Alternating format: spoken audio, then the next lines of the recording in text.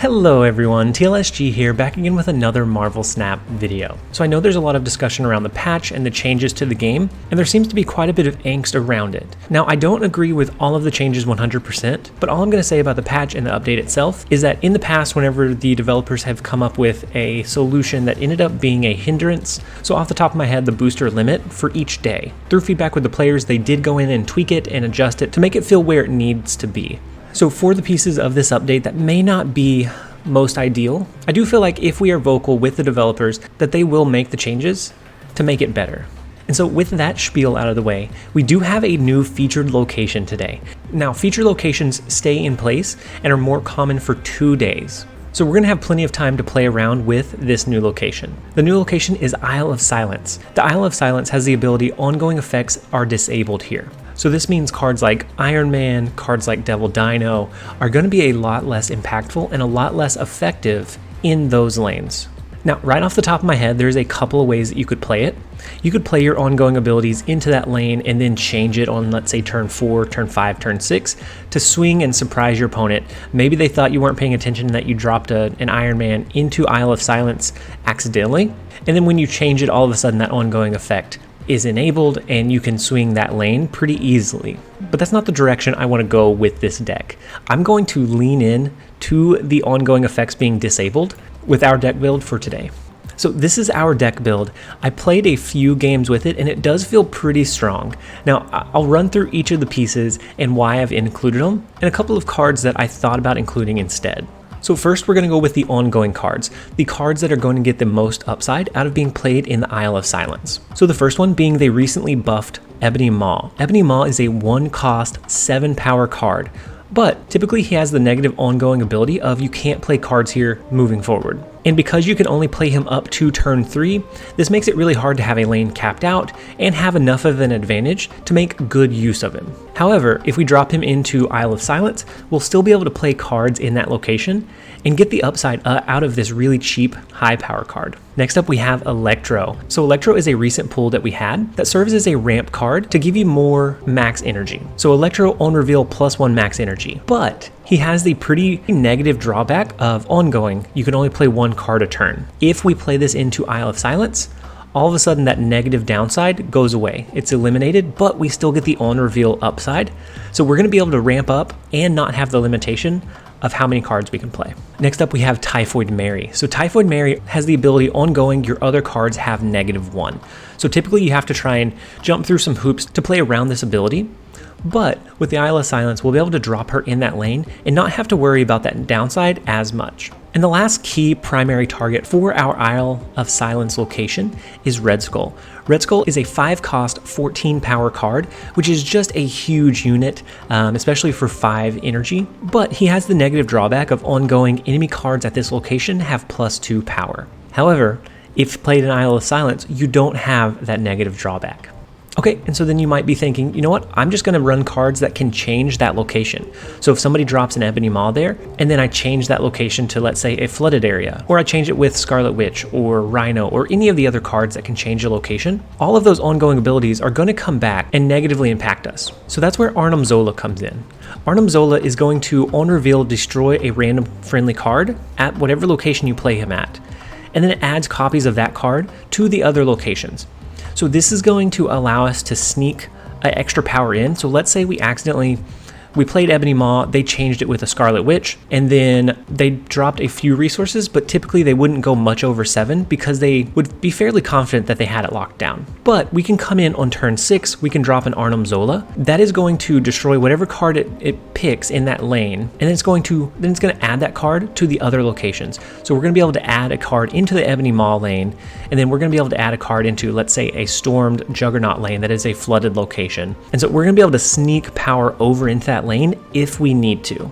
Okay, so let's look at the other pieces. As our first card, we have Zero. Zero is a 1-cost, 3-power card with the on-reveal ability, remove the abilities of the next cards you play. So we're not going to draw into the Isle of Silence every single game, so we want this deck to still be able to operate and perform well, even if we don't have that location. And so Zero is going to enable us to still be able to play Red Skull. We're still going to be able to play Typhoid Mary. Some of those cards that we otherwise would have had to shy away from, we're still going to be able to play without the fear of their negative downside. We have the new Reduce reduced cost Scorpion. So we were missing a 2 energy play, and it felt like a good time to test out Scorpion. So Scorpion used to be 3 cost, and they reduced it down to 2. But he still retains his unrevealability of afflict cards in your opponent's hand with -1 power. So if we drop this on turn 2, and let's say they're holding cards for that Nakia buff, we can drop this, we can impact 4 or 5 cards, and then they're going to have a negative downside in all of those cards whenever they play them throughout the rest of the game. We have Storm, which is one piece of our Storm Juggernaut combo. Storm is going to have the unrevealability of flood this location, so next turn is the last turn that cards can be played at that location. This is going to be able to act as a way for us to kind of lock down or pseudo lock down a lane, and then if we don't have quite enough power, we can use Arnim Zola to swing power into that lane on the last turn to swing it in our favor. And then Juggernaut. Juggernaut is often a follow-up piece to the Storm drop on turn 3, being that he has the unrevealability. If your opponent played cards here this turn, move them randomly. So we're going to be able to push out any cards that the opponent drops into the flooded lane for that very last turn before it gets locked down entirely. We have Iron Man. So Iron Man has the ongoing ability, your total power is doubled at this location. He's just a solid drop to push additional power into other lanes that are not Isle of Silence. And then we have Taskmaster. So Taskmaster has the on-reveal ability, set this card's power equal to the power of the last card that you played. So if that is a Red Skull, if that is a Typhoid Mary, Taskmaster is going to be pretty large, and he's not going to inherit the downside of their ongoing abilities. We also have Professor X. So Professor X has the ongoing ability to lock down this location. So no cards can be added, removed, or destroyed. It entirely locks that lane. The only way to get additional power there is to have a card like Claw, push power over, or buff the cards that are already in that lane. So this can typically be pretty easy to sneak out. If we dropped Electro on turn 3, we will then have 5 power on turn 4, and we can sneak out a Professor X into a location that we think is going to have the best odds of being able to lock down in our favor. And that touches on all of the cards in this deck. So a couple of cards that I considered. Instead of Arnim Zola, I considered just having a really high power card. I considered just having a really high powered card in like a Magneto, something where we could really push and influence power onto the board. Magneto is always good when paired with the Storm Juggernaut combo, but I felt like we needed a way to consistently push additional power into the potentially locked down Ebony Maw lane or into the flooded lane itself. I also considered dropping Zero entirely and just really leaning into the Isle of Silence. However, even if we have the Isle of Silence, I don't feel like we would want to stack all of our power, so the Typhoid Mary and the Red Skull and the Ebony Maw. That is too much power for one lane. And so I feel like having a way to still push them into a different lane would be ideal. So if you don't have all of these pieces, a few of the key cards here are going to be the Typhoid Mary, the Ebony Maw, the Red Skull. Electro's nice, but I don't feel like is required. Taskmaster I feel like is a pretty beneficial add in being able to have a second high power card fairly consistently. The rest of the cards just kind of act as filler and can be switched out where needed, but you would want to keep in mind that you still want to be able to keep up with the power level of the other lanes while you're waiting to curve into your high power ongoing cards to play into Isle of Silence. So I think this deck leans into Isle of Silence enough that it performs really, really well whenever that location is there, but it is also strong enough to perform well when the location doesn't appear. But with that being said, we are going to go ahead and jump into some games. I hope that you enjoy. So first up we have Killing Gore. And the first location is Lemuria. And so because of that, we're not going to drop any cards, but the cards aren't going to be flipped until that following turn. And we get Elysium as the second location. So that allows us to have quite a bit of flexibility in our plays here. So I do think we're going to go with a Storm. I do think we're going to go with Storm here. And then I'm considering doing a Zero, but we'd always be able to drop the Juggernaut and then follow it up with the Zero afterwards. As long as they didn't drop power into Elysium this turn, then we are looking pretty good. So we changed Elysium into the flooding location. So now, and they changed the random location into a flooding location. Oh my. So our, oh wow. Oh, and you can react to cards now? What? All right. All right. Cool. I didn't realize that was part of what rolled out in the update, so that's pretty cool. And so now, even if we do Juggernaut here, it could potentially push it over into this other flooding lane. So I think what we do instead is we lean in. We are going to go with our Ebony Maw here. We are going to go with our Zero here to push power into both of the lanes. And then next turn, that's going to allow us to drop our Typhoid Mary and not have to worry about her downside of your other cards have -1 power. We can then either drop an Iron Man or if we draw into Arnim Zola, we can hold and wait for Arnim Zola. We have a lot of pretty good play lines here. And so they just drop a Sunspot, which their Sunspot looks pretty cool with the card effects that it has. But we do have our flooded location locked down, and so now we just have to win one of the other two, unless they have a way to distribute power in sideways. So let's go ahead and drop our Typhoid Mary. Unless they have something really sneaky, I don't see them being able to keep up or compete with our power level here. And so then we do have our Electro. We are going to avoid dropping a Juggernaut, because that could push their cards off into one of the other flooded locations and accidentally swing that lane for them. So we're going to drop our Iron Man. Next turn, we kind of hope that we draw into our Arnim Zola. And if so, both of these cards would be good targets for Arnim Zola. So it would send it over here, make this one 10. It would duplicate the 7, make it 14 if it hit Iron Man. And then Typhoid Mary, it would be 15 and 17. And so depending on what they drop here, they snapped. So that tells me they are confident in whatever playline they have. But I don't see they're running Groot, some low cost cards. I don't see what they could be running here. So we drop our Iron Man. They drop a Juggernaut, which hopefully pushes. Okay, so it pushes it into this flooded plane. So we definitely have this one locked down now. And so now we have a decision to make. Do we do the same thing? Do we gamble in playing our Juggernaut here? So they can play one card. So we can either play our Red Skull, which gives us quite a bit of downside because they're going to be maxed out here.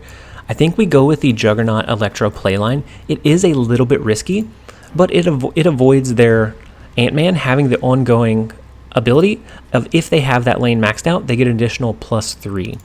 So I'm going to go ahead and react to this one. I'm going to be like, oh, that's so dirty. And then we're going to do the same thing in return to them on this turn. We just hope that if they drop more than 10 power, it does not go into this flooded plane. So let's go ahead and drop our card. Let's see the Juggernaut, push it over, far right lane for the win. Yes, yes. So that is exactly what we needed. It was a bit of a coin flip, and it depends on what they drop here. So it's Magneto. So they are going to pull some cards over, which causes just some absolute chaos. That's a draw, isn't it? Wow. So draws don't happen very often. To get a draw, you have to be tied in either all 3 lanes or tied in one, and then the power split that you have in the other 2 locations has to be equal. So we won this location by 6. They won this location by 6. So we ended up pushing. Nobody won any cubes, but overall, a pretty unique play, and just fortunate that he grabbed all of these cards, all 3 of these cards over here with his Magneto that we had pushed over into the flooded plane. Next up, we have Kinderin, and in our starting hand, we have some of our very, very high cost, high power cards, and then we get Subterranea, which is a really rough card to draw into, a really rough location to draw into when you don't have the resources you need in your hand already. And so, unfortunately, we probably will get quite a few rocks here. Hopefully we don't, but I would anticipate that we do. So we draw into Electro here. With the cards that we have, I think we do go ahead and just ramp into him, and then we can drop Professor X this upcoming turn. It's just a matter of where do we want to drop him. Do we think he's going to drop resources into Muir Island, or do we think it's more likely that they will drop resources into the sewer system? And so with Electro, it becomes difficult to Red Skull or to zero out cards.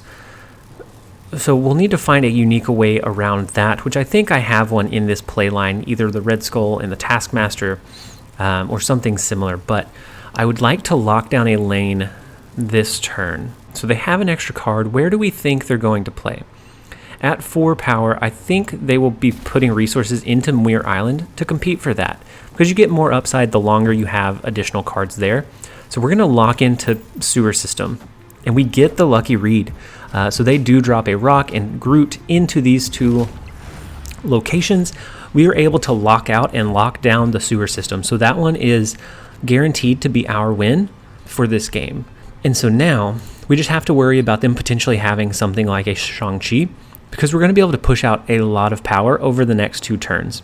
So I think what we do here is we anticipate that they're going to drop at least 1 card into Muir Island. If I was them, I would keep 1 slot open into each of these so that I could adjust and play according to what I see that my opponent played. And so what I'm going to do, oh no, they capped it out, huh? So they capped it out, they dropped a claw, but the claw is only going to be able to push power off to the right. And so now this location is locked down. All we have to do is swing it, so we just have to drop 5 power.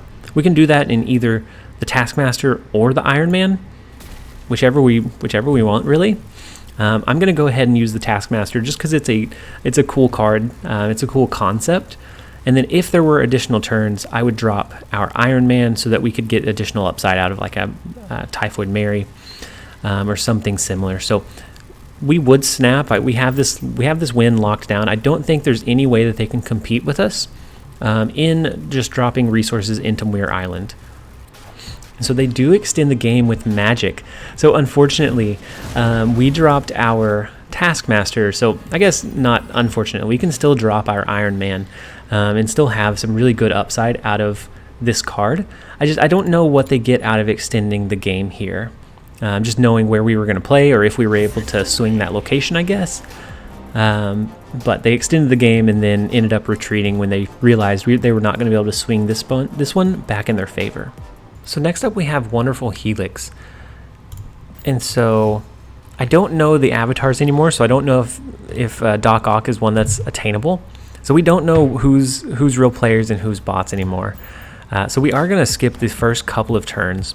And then we do have Storm, so we're going to be able to drop Storm into a location.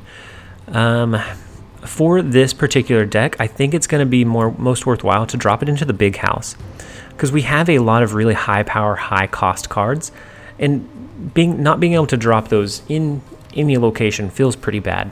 So let's go ahead and drop our Storm. Unfortunately, they drop a Morbius, and so if they are able to discard several cards here, that could potentially swing the game or let them have enough power to swing that lane. And so now this is flooded, and we ended up drawing into the super flow here. So do we think they lean into and play cards into the flooded location here? And if so, maybe we do something like we forego. I'm torn. I don't think they play cards into Clintar this turn because of the -2 power.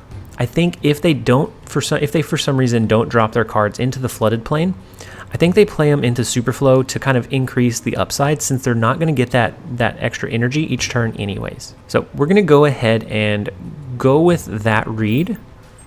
And so they do drop them into the flooded plane. And so that location is now locked down. It's okay. We don't necessarily need it. Because we're going to... Oh, and his Moon Knight makes us discard our 0. So our 0 was going to come in really, really handy in this upcoming turn. Being able to drop a Red Skull and the 0, and then following it up with either an Arnim Zola or an Iron Man for that last turn. So I think since we discarded 0, we're still going to go with... They have 2 cards in hand. I think we still go with the Red Skull here. But then we may follow it up with either...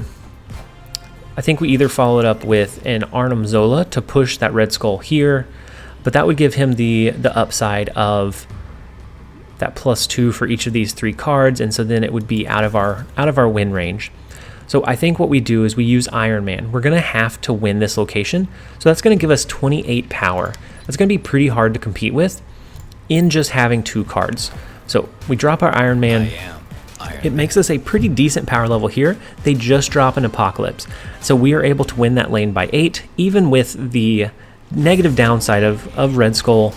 We were still able to pull it out and win. And then our sneaky read with Professor X allowed us to lock down and win Clintar to win the game. Next up we have Neutral Milk. And in our starting hand, we do have a couple of good curved cards.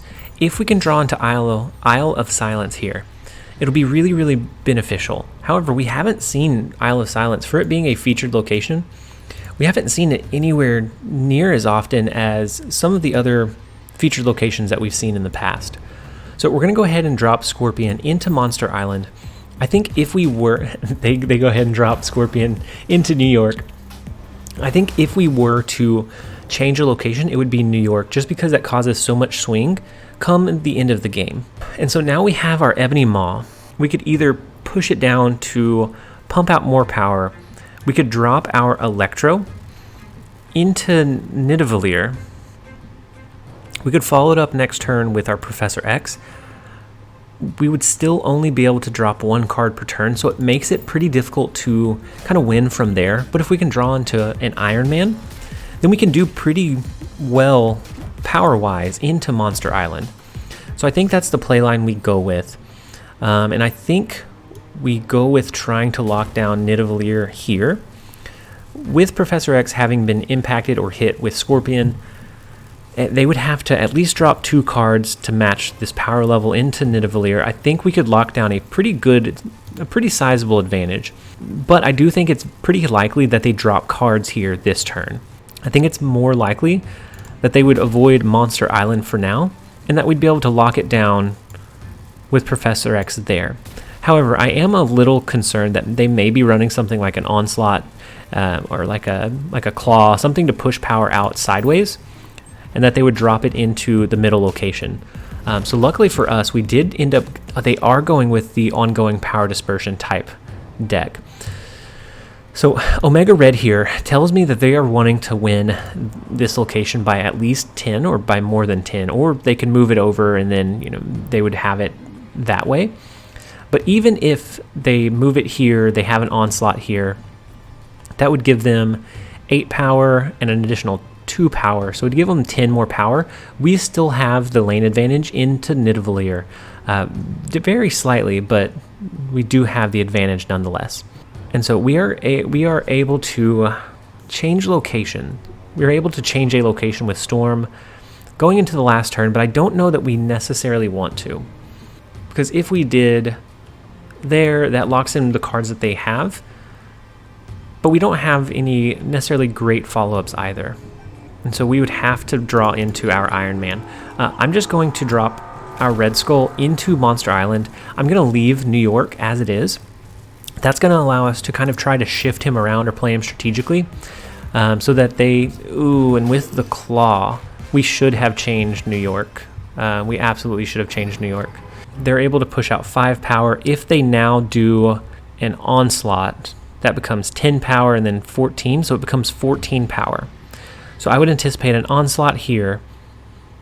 And so if we did this, and we'd be able to drop this, and we'd still have the lead here, that would give us 14, 15, 16 power here. And Onslaught is 6 power. It's either 6 or 8, I can't remember. But either way, we would have more than enough in this lane, even if it is 8. That's the playline I think we go with here. So 14, so we took out 2, so that brings us down to 23. If they increase this by 2, that's 22. So I think we're okay here. The only way we lose is maybe if they do an Omega Red or an Iron Man into this Omega Red lane. That could potentially do it. Oh, so they do 2 cards. So is it an Iron Man and a 1-cost card somewhere? So it's magic. So they're extending the game by 1. Okay. And then they do end up capping out this location with an Ant-Man and not an Onslaught. And so now they have Onslaught as an option. And so if they did Onslaught here, they wouldn't win by 10, so it wouldn't be enough to push power for them. But if they did Iron Man here, they would win that one. That would push out 4 power and 4 power, which wouldn't be enough either. So I think we just go with, oh wow, we can only do 1 card. So I guess we just go with a Juggernaut here. If they're able to push power around, then we lose. But our Juggernaut's doesn't have any locations that it can push whatever card they drop to. But I think we need to see this one out. So I would anticipate an Iron Man, which I don't think is enough to swing these 2 lanes for them. I think we have more than enough power, because it's just plus 4. So that becomes 15, that becomes 11. We do win that game, even though they win this lane very heavily. Next up we have Luck Tomato 20. And we have played probably 15 games or more. And we just want the Isle of Silence. We have seen it at most 1 time. So I'm thinking it may be busted. If we don't get it this turn, we may give up and just go with the wins that we have. So we're going to lean in here. We're gonna discount our Ebony Maw. The Washington D.C. location is going to buff it up to 10 power because it's going to no longer have an ability here. And then we're just going to hope that this last location is the Isle of Silence, but everything else being what it is, I doubt it. I haven't seen. No way it exists. Double rainbow. So we have Electro, which we're gonna be able to drop into Isle of Silence. This deck is designed to make this location work, and we have just not been getting this location. We've been winning pretty consistently, still climbing in rank, but so Electro is going to give us 1 additional max energy. So I wonder what happens if I react to it before we drop it. I wonder if they saw that. I mean, it's a bot that we're playing against because of the black and white variant. But I'm curious if they're able to see that or not. We now have Electro in the lane. We can still drop more than 1 card each turn if we need to. So I think what we do here is we go ahead and we drop a Red Skull into Isle of Silence. That's going to give us a pretty large power boost. And then next turn we have 6 energy. So we'd be able to do either the Arnim Zola. We could do something a little bit braver or a little bit bigger if we wanted. And so we could always do next turn. We could do a Storm Typhoid Mary for a pretty large power boost, which would allow us to do something like this turn. And then we can really push to win Washington D.C. Oh wait, no. So Professor X ongoing ability wouldn't trigger into Isle of Silence. I say maybe we lock down Washington D.C. knowing that we're going to be able to push additional power with our Typhoid Mary into Isle of Silence. It's a little bit scary, but we have a pretty large power lead here, so I think it should be possible. And so they do Scarlet Witch, which is going to change this location. So we are back down to only being able to play 1 card per turn, and they have 2 cards in hand. If I was confident that they were only going to drop 1 card, I'd use our Juggernaut here to push it off over into the side. But as it is now, how do we play? We could do, no, we can only do 1 card. We can either gamble or we just lean in. We go with the 10 power. It's going to reduce our cards here, but I think that's okay. We get a pretty big boost here. I anticipate them swinging this game and swinging the win, but I feel like we also just need to try. I think they'll probably do something with an ongoing card such as a Spectrum. No, they just drop a Domino. And is that enough? No, it's not enough. So we just barely win that one. So by being able to still play cards there, we had enough of an advantage that we were barely able to swing it out with our Typhoid Mary. So the first location that we draw into is Isle of Silence. So Isle of Silence has been eluding us for 15 games now, and so now we get it 2 in a row, which is just phenomenal. We have Piri that we're playing against. Kamartage is our second location, which is okay. We don't have any great on-reveal abilities other than maybe Scorpion to be able to drop there. So not a huge location for us. That would be one that we would probably want to change with Storm, unless this one. So this Sanctum Sanctorum is pretty good for us. We're going to be able to drop like a Typhoid Mary or a Typhoid Mary and then a Taskmaster. And then we're going to be able to target it with our Arnim Zola. So we're going to snap off of that. Before they know what we're playing, before they know what we're doing, we are going to snap off of that. We're not going to drop our Juggernaut because we don't want to accidentally push any resources over into Sanctum Sanctorum Forum.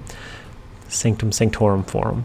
Words are difficult sometimes. So let's go ahead and lock in our Electro. We're not going to have the downside of the ongoing ability where we can only play 1 card per turn. And so they destroy our Storm and our Iron Man, which is okay, but we get the bonus from our Electro that allows us to either try to lock down a lane with Professor X, which with these locations, I don't think that is ideal. So what we're going to do is we're going to drop our Typhoid Mary into the Isle of Silence. That way we don't have to worry about the downside from them. We're going to go ahead and play a 0 and our Typhoid Mary. That way, even if they do change this location, it's okay. We don't have to worry about the -1 downside from Typhoid Mary. I think we would be okay regardless, especially with them having like a destruction type deck, probably a Death Wave. But I want to be secured in, even if it does get changed, that it's okay. And so then we do have the 0, we have our Typhoid Mary coming in. We're going to be able to copy that Typhoid Mary's power with our Taskmaster here. So it's going to be a 10 power card. We are then going to be able to follow that up with our Arnim Zola to push 10 more power here and 10 power here. More than likely, they used a Nakia, so more than likely they're going to be able to drop just a large card, a double buffed up large card. We didn't even get to see it play out as intended. So with them only being able to drop one card, I guess they realized they would have to be able to swing both these locations, which would be difficult in knowing that we still had we still had resources that we could play as well. All right, and so with that last game, we are going to go ahead and end the video here.